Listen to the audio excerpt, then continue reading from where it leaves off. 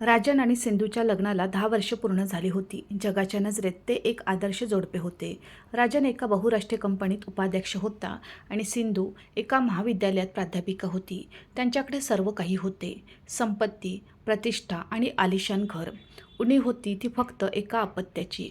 असंख्य नवस, IVFचा त्रास आणि दवाखान्यांचे उंबरठे झिजवूनही जेव्हा पदर रिकामाच राहिला तेव्हा सिंधूने या अपूर्णतेला आपली नियती मानले होते. त्यांचे आयुष्य एखाद्या संत तलावासारखे झाले होते, पण त्या दोघांनाही ठाऊक नव्हते की ही शांतता त्या भयानक वादळापूर्वीची होती जे त्यांच्या दारावर धडक देणार होते. संध्याकाळचे 7 वाजले होते. न्यूज चॅनलवर मुंबई पुणे एक्सप्रेसवर झालेल्या एका भीषण बस अपघाताची ब्रेकिंग न्यूज चालली होती. सांगण्यात येत होते की 15 लोकांचा जागीच मृत्यू झाला आहे. सिंधू सोफ्यावर बसून चहा पित होती. त्याचवेळी राजनचा फोन वाजला. फोन ऐकताच तो बेडरूममध्ये गेला आणि जेव्हा 10 मिनिटांनंतर बाहेर आला तेव्हा त्याच्या चेहऱ्याचा रंग उडाला होता. कपाळावर घाम होता आणि हात थरथरत होते. मला आता पुण्यात जावे लागेल. राजनच्या आवाजात एक विचित्र घाई होती. पुणे? पण यावेळी का? काय झाले आहे? सिंधूने टीव्ही म्यूट करत विचारले. एक अपघात. माझ्या ओळखीच्या कोणाचा तरी अपघात झाला आहे. पोलिसांचा फोन होता. राजन नजरा चोरत होता. सिंधूने जास्त प्रश्न विचारले नाहीत कारण राजनची अवस्था पाहून प्रकरण गंभीर असल्याचे वाटत होते. राजन रात्रीच निघून गेला. पुढचे 48 तास सिंधूसाठी अस्वस्थतेने भरलेले होते. राजनचा फोन एकतर बंद येत होता किंवा तो फक्त मी नंतर बोलतो असे म्हणून कापून टाकत असे. तिसऱ्या दिवशी दुपारी दाराची घंटा वाजली. सिंधूने दरवाजा उघडला तर समोर राजन उभा होता. त्याचे डोळे लाल झाले होते, केस विस्कटलेले होते, पण सिंधूची नजर राजनवर थांबली नाही. तिची नजर त्या घाबरलेल्या मुलावर जाऊन टिकली. तो राजनच्या पायामागे लपण्याचा प्रयत्न करत होता. तो एक 7 वर्षाचा मुलगा होता ज्याच्या कपाळावर पट्टी बांधली होती. डोळ्यात एक खोल भीती होती आणि त्याने राजनचा हात हलक्या जोरात धरला होता, जणू तोच त्याच्या जगाचा शेवटचा आधार असावा. हा कोण आहे राजन? सिंधूच्या आवाजात एक अनामिक भीती होती. राजनने दरवाजा आतून बंद केला, मुलाला सोफ्यावर बसवले आणि स्वतः जमिनीवर गुडघ्यावर बसून सिंधू समोर बसला. सिंधू, मला माफ कर. राजन ढसाढसा रडू लागला. मी विचारले, हा कोण आहे? सिंधू मागे सरकली. तुला आठवते लग्नाचे 3रे वर्ष जेव्हा आपले ते भयानक भांडण झाले होते, जेव्हा आपण 6 महिन्यांसाठी वेगळे झालो होतो? राजन हुंदके देत बोलला. त्यावेळी माझ्या ऑफिसमध्ये मीरा नावाची एक मुलगी होती. मी नैराश्यात होतो. ती माझा आधार बनली आणि एका क्षणात खोलीत शांतता पसरली. सिंधूच्या हृदयाचे ठोके वाढले. मीरा त्याच बसमध्ये होती सिंधू. ती आता राहिली नाही. पोलिसांना तिच्या बॅगेत एक डायरी सापडली ज्यामध्ये माझा नंबर होता आणि हे लिहिले होते की राहुल माझा मुलगा आहे. सिंधूचा श्वास जणू थांबलाच. तिने फाटलेल्या डोळ्यांनी त्या घाबरलेल्या मुलाकडे पाहिले आणि मग जमिनीवर गुडघ्यावर बसलेल्या आपल्या पतीकडे. काही सेकंद ती एका निर्जीव मूर्तीसारखी उभी राहिली. मग एक भयानक आवाज तिच्या गळ्यातून निघाला. तुझा मुलगा? सिंधूच्या आवाजात एक विचित्र थरथराट होती. राजनने रडत सिंधूचे पाय पकडण्याचा प्रयत्न केला. सिंधू, मला माफ कर. मी स्पर्श करू नकोस मला. सिंधू झटकन मागे सरकली आणि इतक्या जोरात किंचाळली की तो मुलगा कापू लागला आणि त्याने आपले कान बंद केले. 10 वर्ष, पूर्ण 10 वर्षे मी इथे मुलासाठी दवाखान्यांचे उंबरठे झिजवत होते आणि तू माझ्या पाठीमागे हे सर्व करत होतास आणि आज आपल्या पापाचा जिवंत पुरावा माझ्या घरात माझ्यासमोर घेऊन आलास. सिंधूच्या डोळ्यातून अश्रूंचा महापूर वाहू लागला. सिंधू, माझे ऐक. या मुलाचा काही दोष नाहीये.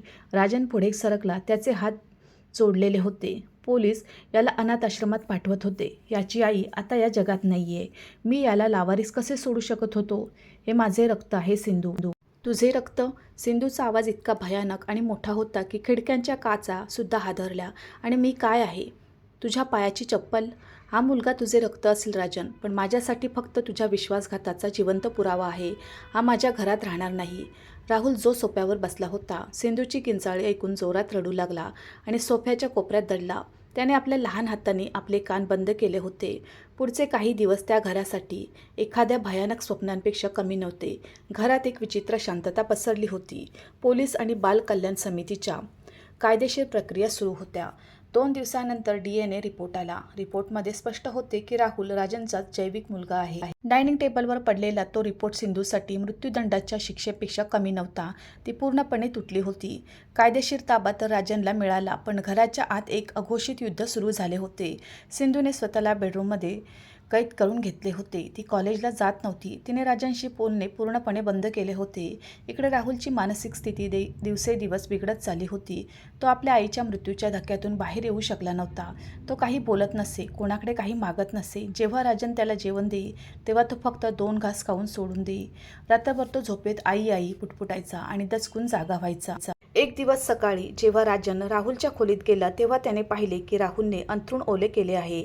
तो मुलगा लाज आणि भीतीने चादरीचा कोपरा पकडून रडत होता. राजनचे डोळे भरून आले. त्याने राहुलला मिठी मारली, त्याला आंघोळ घातली आणि चादर बदलू लागला. त्याचवेळी सिंधू खोलीच्या दारात येऊन उभी राहिली. तिच्या डोळ्यात खोल द्वेष आणि शून्यता होती. चला, वडील बनण्याचा छंद तर पूर्ण झाला ना तुझा? सिंधूने टोमणा मारला. पण लक्षात ठेव राजन, हे घर माझेही आहे. मी या मुलाला कधी स्वीकारू शकणार नाही. याच्या चेहऱ्यात मला तुझा धोका आणि त्या स्त्रीची पावले दिसते. याच्या नावाचे एकही काम मला सांगू नकोस. सिंधू, यामध्ये या मुलाचा काय दोष आहे? राजेंने हताश होऊन विचारले. जी चूक मी केली त्याची शिक्षा याला का देतेस? याची आई मेली आहे. हा पूर्णपणे कोलमडला आहे आणि मी नाही कोलमडले. सिंधूचा आवाज भरून आला. माझ्या भावना, माझी निष्ठा, सर्व काही थट्टा आहे. तू एकदाही विचार केलास की जेव्हा शेजाऱ्यांना, माझ्या नातेवाईकांना समजेल की माझ्या पतीचे एक अनारोस अपत्य आहे, तेव्हा माझ्यावर काय प्रसंग येईल? लोक माझ्यावर हसतील, टोमणे मारतील की स्वतः तर मूल जन्माला घालू शकले नाही, आता पतीच्या पापाला सांभाळते. सिंधू प्लीज, मुलगा घाबरत आहे. राजनने राहुलला आपल्याकडे ओढत म्हटले. भीती तर मला वाटते राजन. सिंधूच्या डोळ्यात अश्रूंचा सागर आणि क्रोधाची ज्वाला एकत्र पेटली होती. हे विचार करून की मी गेल्या 10 वर्षापासून अशा माणसासोबत राहत होते ज्याचा एक हिस्सा कुठेतरी श्वास घेत होता. मला स्वतःला माहीत नव्हते सिंधू, शपथ सांगतो, मला माहीत नव्हते की मीरा आई होणार होती. राजन गयावया करू लागला, पण सिंधू एक शब्दही न बोलता आपल्या बेडरूममध्ये गेली आणि दरवाजा आतून बंद केला. ती रात्र त्या 3 लोकांनी जागून काढली. एक ती होती जिने विश्वासघात सोसला होता, दुसरा तो ज्याने विश्वासघात केला होता आणि तिसरा तो ज्याला विश्वासघात म्हणजे काय हेच ठाऊक नव्हते. पुढच्या सकाळी घरात एक जड श्वास रोखणारी शांतता होती. सकाळचे 7 वाजले होते. राहुल सोप्यावरच बसला होता. त्याला भूक लागली होती, पण तो बोलू शकत नव्हता. त्याची नजर वारंवार त्या बंद दरवाजाकडे जात होती, जिथून रात्री त्या रागावलेल्या ताई गेल्या होत्या. राजनने स्वयंपाकघरात जाऊन स्वतः नाश्ता बनवण्याचा प्रयत्न केला. तो दुधाचा ग्लास घेऊन राहुलकडे आला. बाळा, हे पी, राजनने प्रेमाने म्हटले. राहुलने दुधाचा ग्लास धरला, पण त्याचे डोळे पाणावले. मला मम्मीकडे जायचे आहे, मला हे घर आवडत नाहीये. राजनचे काळीज चिरले गेले. त्याने मुलाला जवळ घेतले. तेवढ्यात बेडरूमचा दरवाजा उघडला. सिंधू बाहेर आली. ती कॉलेजला जाण्यासाठी तयार झाली होती. तिचे डोळे लाल झाले होते, चेहरा उतरलेला, पण तिच्या वागण्यात कठोरता होती. राजनने अपेक्षेने तिच्याकडे पाहिले. सिंधू, तू नाश्ता नाही केलास? सिंधूने राजनकडे दुर्लक्ष केले. ती डायनिंग टेबलवर गेली, आपली बॅग उचलली आणि म्हणाली, मी कॉलेजला चालली आहे. सिंधू प्लीज बोल तरी. आपण याला कसे सांभाळणार? समाजाला काय उत्तर देणार? आपल्याला काहीतरी रस्ता काढावा लागेल, राजेने हताशपणे विचारले. सिंधू दारात थांबली. न वळता ती म्हणाली, रस्ता तुला काढायचे आहे राजन. ही तुझी चूक आहे, तुझे पाप आहे. माझ्याकडून कोणतीही अपेक्षा ठेवू नकोस. पण इतके नक्की की या घरात एकतर हा राहील किंवा मी. दरवाजा जोरात बंद झाला. राजन तिथेच उभा राहिला. दिवस सरू लागले. समाज आणि नातेवाईकांच्या नजरेतून वाचण्यासाठी राजनने एक खोटी गोष्ट रचली. त्याने आपल्या शेजाऱ्यांना आणि नातेवाईकांना सांगितले की राहुल त्याच्या एका मित्राचा मुलगा आहे, ज्यांचा एका रस्ता अपघातात मृत्यू झाला आहे आणि जोपर्यंत काही कायमस्वरूपी व्यवस्था होत नाही तोपर्यंत तो त्यांच्याकडेच राहील. एका दिवशी संध्याकाळी सिंधू कॉलेजमधून परतली तेव्हा तिने राजनला फोनवर आपल्या बहिणीशी खोटे बोलताना ऐकले. हो ताई, खूप गोड मुलगा आहे, बस काही दिवसांची गोष्ट आहे, अनाथ आहे, पोरका आहे. मी कसा पाठ फिरवू शकलो असतो? फोन ठेवताच राजनने पाहिले की सिंधू दारात उभी आहे. तिच्या चेहऱ्यावर घृणा होती. खोटे बोलणे ही सुद्धा एक कला असते राजन, आणि तू त्यात पटाईत आहेस. सिंधूने टोमणा मारला. जगासमोर तू एक महान माणूस बनत आहेस, जो एका अनाथाला आसरा देत आहे. किती चांगले वाटत असेल ना हे ऐकू. पण सत्य काय आहे? सत्य हे आहे की तू तुझ्या अनारौस अपत्याला एका खोट्या नावाच्या आधारावर वाढवत आहेस. राजनचे डोके शरमेने झुकले. मग मी काय करू सिंधू? हा रस्त्यावर जाऊन ओरडू का की हा माझा मुलगा आहे? तू सांग, मी काय करू? हे तर तुला 8 वर्षापूर्वीच विचार करायला हवे होते राजन, जेव्हा तू त्या मीरासोबत होता. सिद्धू ओरडले. तिचे डोळे वाहू लागले. तिथेच उभा असलेला राहुल हे सर्व पाहत होता. त्याला अनारोस म्हणजे काय हे समजत नव्हते, पण त्याला इतके समजले होते की त्याच्यामुळेच ते दोघे भांडत आहे. तो गुपचूप आपल्या खोलीत गेला आणि आपल्या आईचा फोटो उराशी धरून हुंदके देऊ लागला. 1 महिना उलटला. सिंधूचे दैनंदिन काम एखाद्या मशीनसारखे झाले होते. ती सकाळी उठायची, स्वतःचे जेवण बनवायची, कॉलेजला जायची आणि परत आल्यावर स्वतःला खोलीत बंद करून घ्यायची. तिने घरच्या नोकराला स्पष्ट सांगितले होते की राहुलचे कपडे, त्याची भांडी आणि त्याचे कोणतेही सामान सिंधूच्या सामानापासून वेगळे ठेवले जावे. राहुल जो कधी आनंदी असायचा, आता एका घाबरलेल्या पाखरासारखा झाला होता. राजन त्याला खुश ठेवण्याचा सर्वतोपरी प्रयत्न करत असे. त्याने राहुलचा प्रवेश एका चांगल्या शाळेत करून दिला होता. त्याच्यासाठी महागडी खेळणी आणली होती, पण त्या मुलाला तर फक्त प्रेमाची गरज होती. राहुलला समजले होते की ताईंना त्याचे समोर येणे आवडत नाही. म्हणून जेव्हा सिंधू हॉलमध्ये असे तेव्हा राहुल सोप्यामागे किंवा आपल्या खोलीत बसून लपायचा. एका रविवारी दुपारी राजन काही महत्त्वाच्या कामासाठी बँकेत गेला होता. घरी फक्त सिंधू आणि राहुल होते. नोकराला सुट्टी होती. सिंधू आपल्या खोलीत बसून वह्या तपासत होती. राहुल आपल्या खोलीत खेळत होता. राहुलला खूप भूक लागली होती. तो घाबरलेल्या पावलांनी बाहेर आला आणि गुपचूप स्वयंपाकघरात गेला. बिस्किटांची बरणी वरच्या कपाटात ठेवली होती. राहुलने एक स्टूल ओढले आणि त्यावर चढून बरणी काढण्याचा प्रयत्न केला, पण त्याचे लहान हात बरणीपर्यंत नीट पोचू शकले नाही. बरणी निसटली. काचेच्या फुटण्याचा मोठा आवाज झाला. आवाज ऐकताच सिंधू झटकन उठली आणि स्वयंपाकघराकडे धावली. तिथले दृश्य पाहून तिचे पाऊल थबकले. जमिनीवर काचेचे तुकडे विखुरलेले होते. बिस्किटे चहूकडे पसरली होती आणि त्या तुकड्यांमध्ये राहुल बसून थरथर कापत होता. त्याच्या पायाच्या अंगठ्याजवळ काचेचा एक मोठा तुकडा लागला होता आणि तिथून रक्ताची धार वाहत होती. राहुलने रडत वर पाहिले. सिंधूच्या डोळ्यात पाहताच त्याची भीती शिखरावर पोचली. त्याला वाटले की आता आपल्याला खूप मार मिळेल. मला खूप भूक लागली होती. राहुल अडखळत रडू लागला. त्याने आपल्या लहान हातांनी काचेचे तुकडे गोळा करण्याचा प्रयत्न केला, ज्यामुळे त्याच्या बोटांनाही ओरखडे आले. सिंधू तिथेच दारात उभी राहिली. एक माणूस म्हणून तिचे मन झाले की तिने धावत जाऊन त्या मुलाची मदत करावी, त्याचे रक्त पुसावे. पण जसे तिने पाऊल पुढे टाकले, तिच्या मेंदूने तिला रोखले. नाही सिंधू, हा मीराचा मुलगा आहे. हा त्या विश्वासघाताचे प्रतीक आहे ज्याने तुझे आयुष्य उद्ध्वस्त केले. सिंधूचे शरीर कापू लागले. ती अचानक थांबली आणि एक शब्दही न बोलता त्या मुलाचे वाहते रक्त न पाहता वळून आपल्या खोलीत गेली आणि दरवाजा जोरात बंद केला. स्वयंपाकघरात बसलेला तो 7 वर्षाचा निष्पाप जीव रक्ताने माखलेल्या हाताने बिस्किटांचे तुकडे उचलत होता आणि आपले अश्रू पीत राहिला. तेवढ्यात राजन परत आला. त्याच्याकडे स्वतःची चावी होती, म्हणून त्याने बेल न वाजवता स्वतःच दरवाजा उघडला. बाहेर पाऊस पडत होता. छत्री बंद करत जेव्हा राजनने हॉलमध्ये पाऊल टाकले तेव्हा त्याला काहीतरी विचित्र वाटले. घरात एक भयानक शांतता होती. सिंधू, राहुल, राजनने हाक मारली. काहीच उत्तर मिळाले नाही. तेवढ्यात त्याची नजर स्वयंपाकघराच्या फरशीवर पडली. राजनच्या हातातून छत्री निसटली. फरशीवर काचेचे तुकडे, रक्ताचे थेंब आणि कोपऱ्यात गुडघ्यात डोके घालून बसलेला राहुल. तो मुलगा धक्क्याच्या अशा अवस्थेत होता जिथे वेदनेपेक्षा भीती जास्त प्रभावी ठरली होती. राजन ओरडत त्याच्याकडे धावला. त्याने मुलाला कडेवर उचलले. राजनने पाहिले की राहुल थरथरत होता. राजनने लगेच प्रथमोपचार पेटी काढली. राहुलच्या जखमा माफ केल्या आणि पट्टी बांधली. तो मुलगा या संपूर्ण प्रक्रियेदरम्यान एखाद्या दगडाच्या मूर्तीसारखा बसून राहिला. त्याने एकदाही आहा अशी वेदना व्यक्त केली नाही. एका 7 वर्षाच्या मुलाचीही शांतता कोणत्याही किंचाळीपेक्षा जास्त भयानक होती. हे कसे झाले बाळा? आणि सिंधू कुठे आहे? राजनने आपल्या थरथरत्या आवाजात विचारले. राहुलने आपल्या मोठ्या घाबरलेल्या डोळ्यांनी राजनकडे पाहिले आणि निर्जीव आवाजात म्हणाला, मला भूक लागली होती. मी ती बरणी फोडली. मी वाईट मुलगा आहे. त्यांना माझा चेहरा बघायचा नाहीये. तुम्ही मला परत पाठवून द्या. राजनचे काळीज फाटले. त्याने राहुलला उराशी धरले. मुलाला जेवण भरवून झोपवल्यानंतर राजन जड पावलांनी सिंधूच्या खोलीकडे वळला. दरवाजा आतून बंद नव्हता. त्याने धक्का देऊन दरवाजा उघडला. सिंधू खिडकीपाशी उभी राहून बाहेरचा पाऊस बघत होती. तिचा चेहरा भावहीन होता. तू माणूस आहेस की दगड, सिंधू? राजनच्या आवाजात रागापेक्षा वेदना जास्त होती. तो मुलगा बाहेर रक्ताच्या थारोळ्यात पडला होता आणि तू तुझ्या खोलीत बसून राहिलीस. तुझा द्वेष माझ्याशी आहे. त्या निष्पापाकडून का बदला घेतेस? सिंधू हळूच वळली. तिच्या डोळ्यात कोणताही पश्चाताप नव्हता. निष्पाप? सिंधूच्या ओठावर एक कडू हास्य उमटले. तो मुलगा तुझ्यासाठी निष्पाप असेल राजन. माझ्यासाठी तो माझ्या 10 वर्षाच्या विश्वासघाताचा जिवंत पुरावा आहे. जेव्हा जेव्हा मी त्याला पाहते, मला मीरासोबत घालवलेल्या तुझ्या रात्री आठवतात. तुला वाटते की मी त्या मुलाला मिठी मारावी, त्याच्या जखमेवर फुंकर घालावी?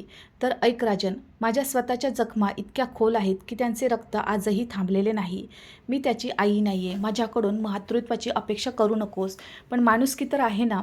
राजन ओरडला. माणुसकी? तू तेव्हा कुठे सोडली होतीस राजन, जेव्हा तू त्या स्त्रीसोबत होतास? सिंधूचा हा एक प्रश्न राजनला नेहमी निशस्त्र करून टाकत असे. त्या रात्रीनंतर राहुल पूर्णपणे कोलमडला. मानसिक अपघाताचा परिणाम त्याच्या शरीरावर दिसू लागला. तो रात्री अंथरूण ओले करू लागला. झोपेत अचानक ओरडून जागा व्हायचा. काही दिवस अजून गेले.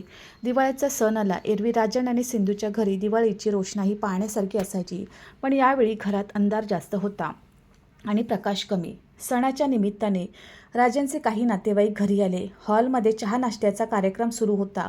राहुल आपल्या खोलीत बंद होता. राजनच्या मामांनी चहाचा कप ठेवत विचारले, राजन, ऐकले आहे की तू तुझ्या एका मित्राच्या अनाथ मुलाला आश्रय दिला आहेस.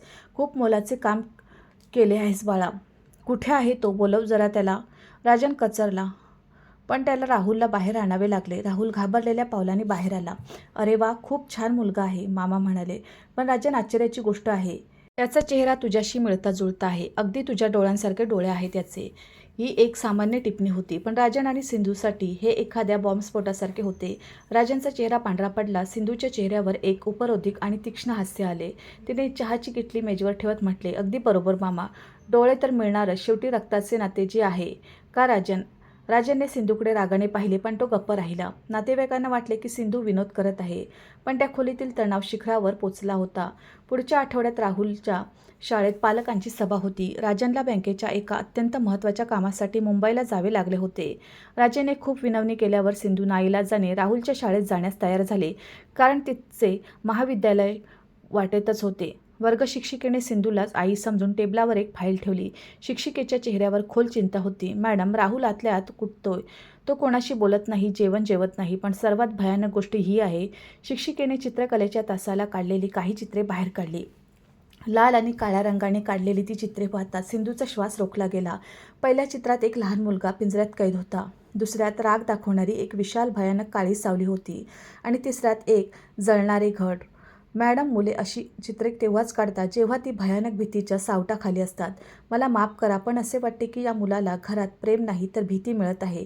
तो प्रचंड नैराश्यात आहे. भीती या एका शब्दाने सिंधूच्या मनात उभ्या असलेल्या द्वेषाच्या भिंतीला तडा गेला. काचेच्या तुकड्यांमध्ये रक्ताळलेला बसलेला राहुलचा घाबरलेला चेहरा तिच्या डोळ्यासमोर फिरला, पण सिंधूने झटकन आपल्या भावनांचा गळा घोटला. मी लक्ष देईन असे पुटपुटत ती लगेच उठली आणि बाहेर पडली. पण त्या दिवशी महाविद्यालयात एकही तास ती नीट घेऊ शकली नाही. नोव्हेंबरची थंडी सुरू झाली होती. त्या रात्री राजन आणि सिंधूमध्ये आत्तापर्यंतचे सर्वात भीषण भांडण झाले. राजन शाळेतील सभेच्या विषयावरून सिंधूला प्रश्न विचारत होता.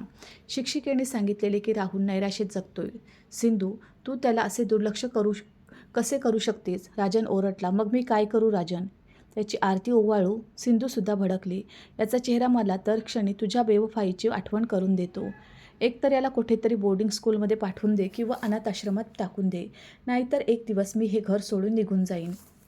सिंधूचा आवाज इतका मोठा होता की तो बंद खोल्या भेदून त्या लहान मुलाच्या कानापर्यंत पोचला, जो दरवाजामागे उभा राहून सर्व ऐकत होता. राहुल आपल्या जागी थिजला. माझ्यामुळे ताई घर सोडून जातील. त्या 7 वर्षांच्या मुलाच्या मेंदूने परिस्थितीचे स्वतःच्या हिशोबाने विश्लेषण केले.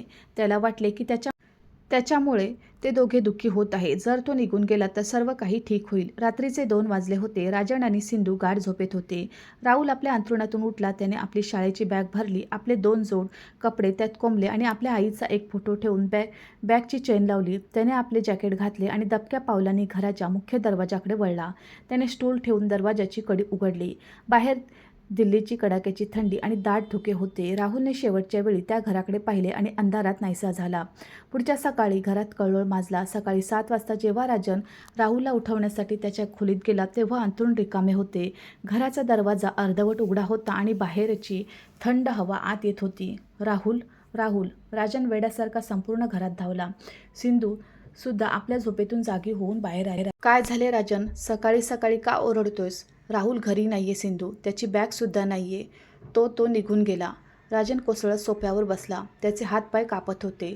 सिंधू एका क्षणासाठी सुन्न झाली. निघून गेला म्हणजे काय तुझे? एक 7 वर्षाचे मूल कुठे जाणार? हे तू केले आहेस सिंधू. राजन ओरडला. काल रात्री तुझ्या त्या शब्दांनी त्याला घर सोडायला भाग पाडले. जर माझ्या मुलाला काही झाले तर मी तुला कधीच माफ करणार नाही. राजन लगेच आपल्या कारची चावी घेऊन बाहेर धावला. सिंधू तिथेच उभी राहिली. सुरुवातीला तिला वाटले की हे राहुलचे काही नाटक आहे. तो आजूबाजूच्या एखाद्या उद्यानात लपला असेल. पण जसा जसा दिवस चढू लागला आणि राहुलचा काहीच पत्ता लागला नाही, तेव्हा सिंधूची अस्वस्थता वाढू लागली. दुपारचे 2 वाजले होते. राजनने पोलीस ठाण्यात तक्रार नोंदवली होती. पोलीस घरी आले होते. न्यूज चॅनलवर मुलाचे अपहरण, मानवी तस्करी आणि अपघातांच्या बातम्या येत होत्या. टीव्हीवर एक बातमी लागली की की कशी थंडीत फुटपाथवर कुडकुडल्याने एका बेवारस मुलाचा मृत्यू झाला. ही बातमी पाहून सिंधूच्या हातातील टीव्हीचा रिमोट सुटला. अचानक तिला राहुलचा तो उतरलेला चेहरा, रक्ताळलेला त्याचा पाय आणि त्याची ती भयानक चित्रे आठवू लागली. तो मुलगा राजनचा मुलगा जरूर होता, पण त्या बापाच्या पापाची शिक्षा हा मृत्यू होता का? त्या निष्पापाच्या जीवाच्या बदल्यात ती स्वतःचा आत्मसन्मान वाचवू इच्छित होती का? संध्याकाळचे 5 वाजले होते. बाहेर धुके गडद होऊ लागले होते आणि तापमान वेगाने घसरत होते. इतक्या दिवसात आज पहिल्यांदा सिंधू राजनचा विश्वासघात विसरून फक्त त्या 7 वर्षाचा मुलाचा विचार करत होती, जो या जालिम शहराच्या कोणत्या तरी अनोळखी रस्त्यावर भुकेलेला, तहानलेला आणि घाबरलेला भटकत असेल. सिंधूने आपला कोट घातला आणि कारची चावी घेऊन राहुलला शोधायला बाहेर पडली. संपूर्ण शहर दाट धुक्याच्या पांढऱ्या चांदणीत लपेटले होते. समोरचे काहीच दिसत नव्हते. याच निर्दयी रस्त्यावर 7 वर्षाचा राहुल सतत चालत होता. त्याला माहीत नव्हते की तो कुठे चालला आहे. त्याच्या डोक्यात फक्त एकच गोष्ट फिरत होती, मला खूप लांब जायचे आहे, जेणेकरून त्या ताईंना घर सोडावे लागू नये. त्याच्या पायात जोडे तर होते, पण पातळ जॅकेट त्या कडाक्याच्या थंडीला रोखण्यास असमर्थ होते. भुकेमुळे त्याच्या पोटात पीळ पडत होता. चालता चालता तो आनंद विहार बस स्थानकाच्या बाहेरील भागात पोहोचला होता. हा भाग रात्रीच्या वेळी गुन्हेगारांचा अड्डा बनत असे. रस्त्याच्या कडेला एका कचराकुंडीजवळ काही कुत्री भांडत होती. राहुल घाबरून एका जुन्या बंद दुकानाच्या पायरीवर आक्रसून बसला. त्याने आपली छोटी बॅग उघडली आणि थरथरत्या हाताने आपल्या आईचा तो फोटो काढला. मम्मी, मला खूप थंडी वाजते, तो उदके देत फोटोशी बोलू लागला. बाबा चांगले आहेत, पण ताईंना मी वाईट वाटतो. तुम्ही मला तुमच्याकडे का बोलावून घेत नाही? तेवढ्यात तिथून 2 माणसे गेली.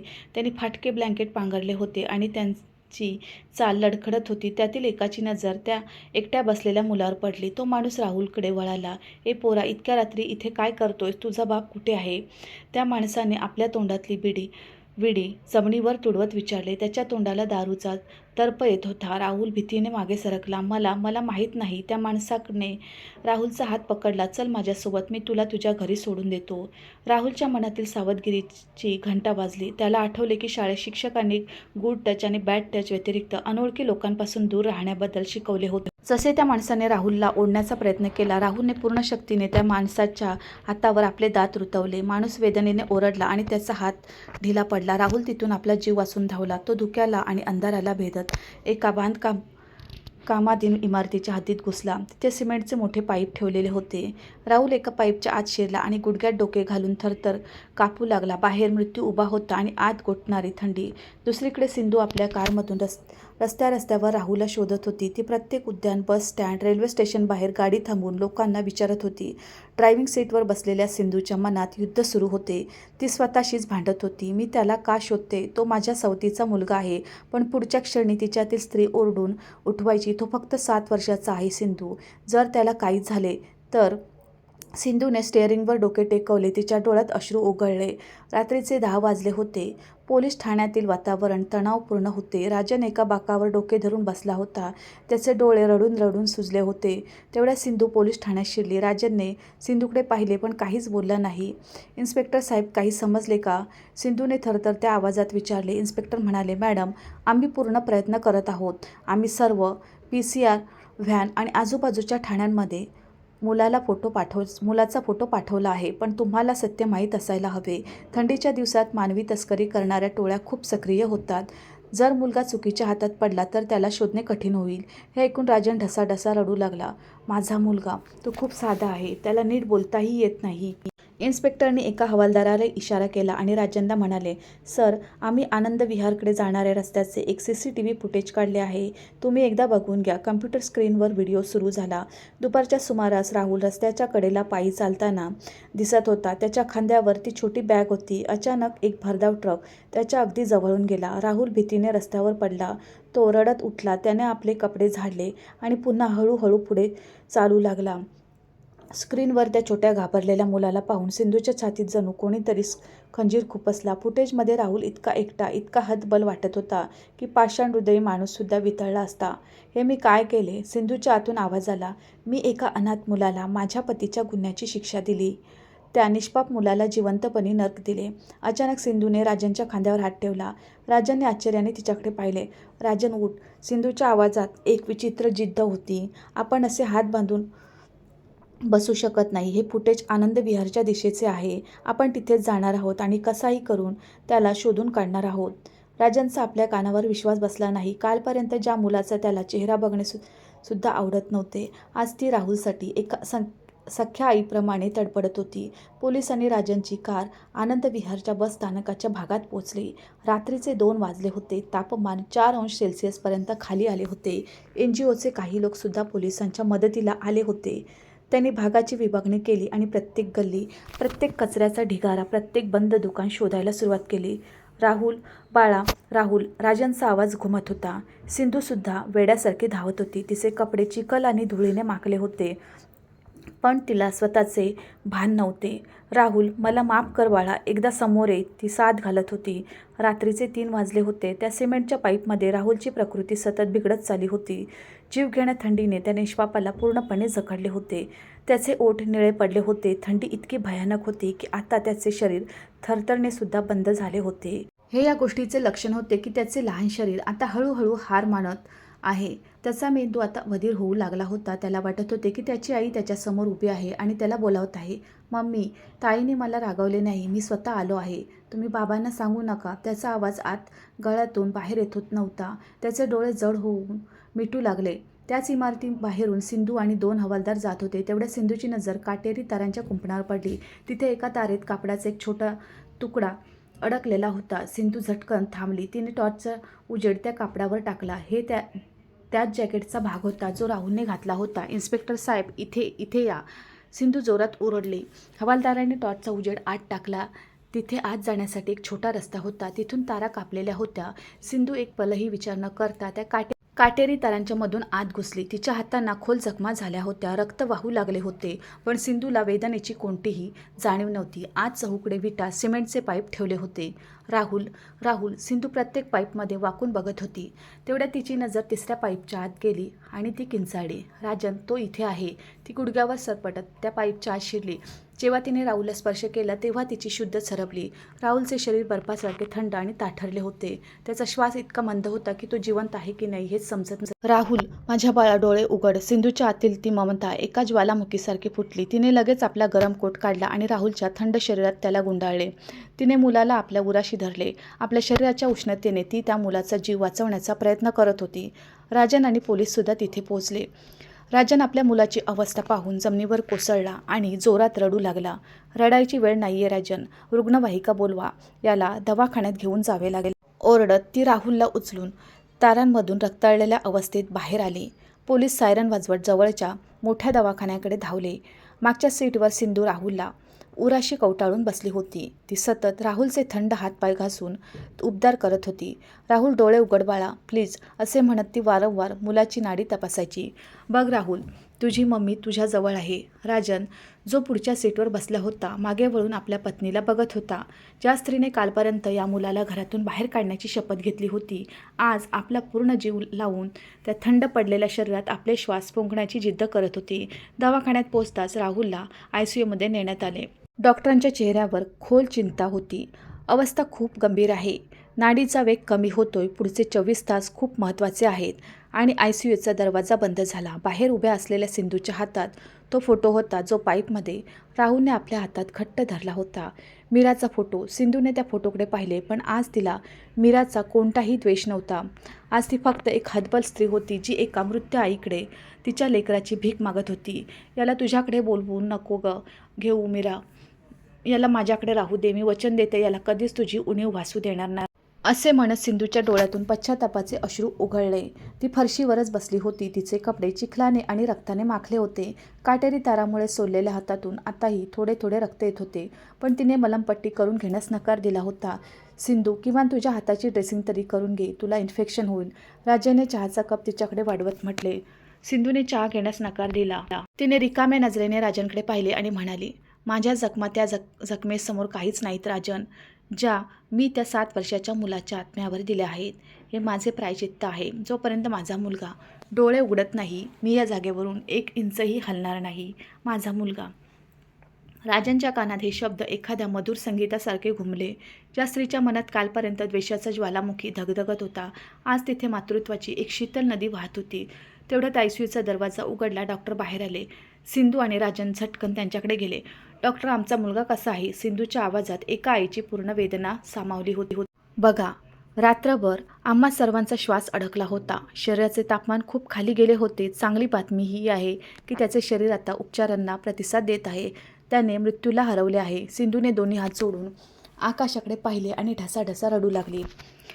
राजनने तिला आपल्या मिठीत घेतली. पण डॉक्टरांनी गंभीर होत म्हटले, शारीरिक त्रासापेक्षा तो मानसिक धक्क्यात जास्त आहे. जेव्हा तो थोडा वेळ शुद्धीवर आला तेव्हा तो खूप घाबरलेला होता. तो वारंवार म्हणत होता, भांडण नका करू, मी निघून जाईन. त्याला फक्त औषधांचीच नाही तर एका सुरक्षित आणि प्रेमळ वातावरणाची गरज आहे. सिंधूचे हृदय पुन्हा एकदा अपराधी भावनेने भरून आले.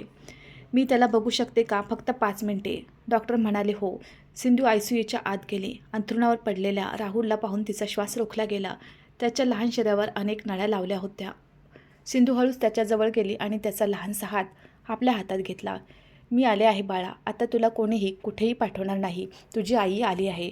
तिसऱ्या दिवशी राहुलला पूर्णपणे शुद्ध आले. त्याला खाजगी वॉर्डमध्ये हलवण्यात आले होते. राहुलने हळूहळू आपले डोळे उघडले. त्याला समजत नव्हते की तो कुठे आहे. चहूकडे पांढऱ्या भिंती होत्या. तेवढ्यात त्याची नजर खुर्चीवर झोपलेल्या सिंधूवर पडली. सिंधू गेल्या 3 दिवसापासून नीट झोपली नव्हती. पण तिला बघताच राहुलच्या मनातील ती जुनी भीती पुन्हा जागी झाली. त्याला वाटले की तो पकडला गेला आहे आणि आता ताई त्याला रागवतील. त्याने भीतीने आपला हात ओढण्याचा प्रयत्न केला. आवाजामुळे सिंधूचे डोळे लगेच उघडले. तिने पाहिले की राहुल जागा झाला आहे आणि घाबरलेल्या डोळ्यांनी तिच्याकडे बघत आहे. सिंधू लगेच उठली आणि त्याच्याकडे गेली. राहुल बाळा, तू ठीक आहेस ना? सिंधूने राहुलला विचारले. तर राहुलने अंथरुणाच्या कोपऱ्यात लपण्याचा प्रयत्न केला. त्याचा आवाज अजूनही खूप अशक्त होता. सॉरी ताई, मी जात होतो. जेणेकरून तुम्ही बाबांशी भांडू नका. मला पोलिसांना देऊ नका. मी वाईट मुलगा नाहीये. एका 7 वर्षाच्या मुलाच्या तोंडून हे शब्द ऐकून सिंधूचे काळीज फाटले. तिच्या अहंकाराच्या आणि द्वेषाच्या लढाईत सर्वात खोल जखम एका निष्पाप मुलाला लागली होती. सिंधूच्या डोळ्यातून अश्रूंचा महापूर वाहू लागला. तिने राहुलचे छोटे छोटे हात आपल्या गालाला लावले. नाही माझ्या बाळा, तू वाईट नाहीयेस. वाईट मी आहे जिने तुला इतके दुःख दिले. सिंधू रडत म्हणाली, मला माफ कर बाळा, तुझी काहीच चूक नव्हती. तू तर माझ्या घरात देवाचे रूप बनून आला होतास, पण मी माणूसच बनू शकले नाही. राहुल चकित होता. त्याने ताईंना कधीही असे रडताना आणि प्रेमाने बोलताना पाहिले नव्हते. सिंधूने आपल्या साडीच्या पदराने राहुलचे अश्रू पुसले. ऐक राहुल, आजपासून तू मला कधीही ताई म्हणणार नाहीस. आई आहे मी तुझी. तू माझा मुलगा आहेस, माझा जीव आहेस. जर तू पुन्हा मला सोडून जाण्याची गोष्ट केलीस तर मी मरून जाईन. राहुलने सिंधूच्या डोळ्यात पाहिले. तिथे आता द्वेष नव्हता, ममता होती. मुले खूप निष्पाप असतात. ती मोठ्यांसारखा वर्षानुवर्षे द्वेष पाळत नाहीत. त्यांना फक्त थोडेसे प्रेम हवे असते.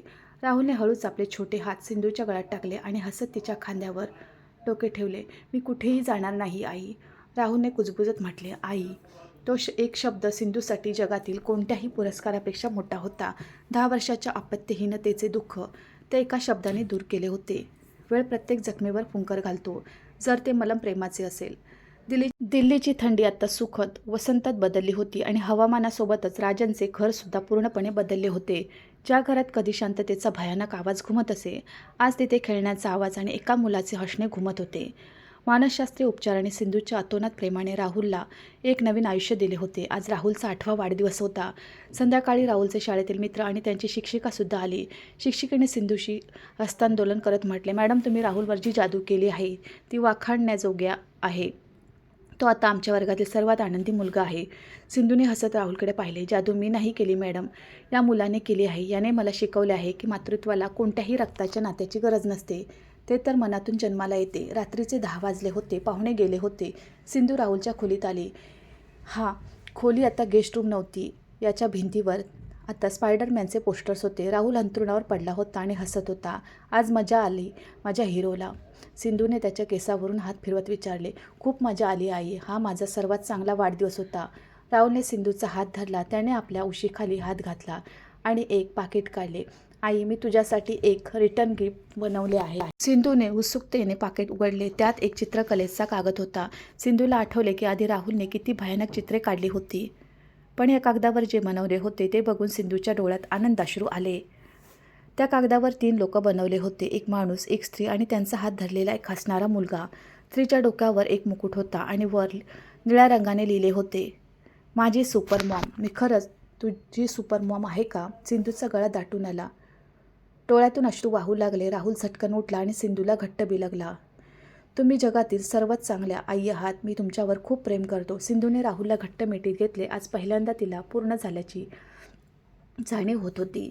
खोलीच्या दारात उभा असलेला राजन हे सर्व बघत होता. अश्रूंनी त्याचा कॉलर भिजला होता. त्याने एक मोठा गुन्हा केला होता, पण आज नियतीने तो गुन्हा धुवून टाकला होता. राजनने आपले डोळे पुसले आणि हळूच बाल्कनीत येऊन आकाशाकडे पाहिले. पावसानंतर आकाश अगदी निरभ्र झाले होते आणि असंख्य तारे लुकलुकत होते, पण एक तारा बाकी सर्वांपेक्षा थोडा जास्त चमकत होता. राजनच्या ओठावर एक समाधानाचे हास्य आले. हे विचार करत की कदाचित मीरा आकाशातून आपल्या मुलाला सुरक्षित आणि प्रेमळ हातात बघून हसत असेल.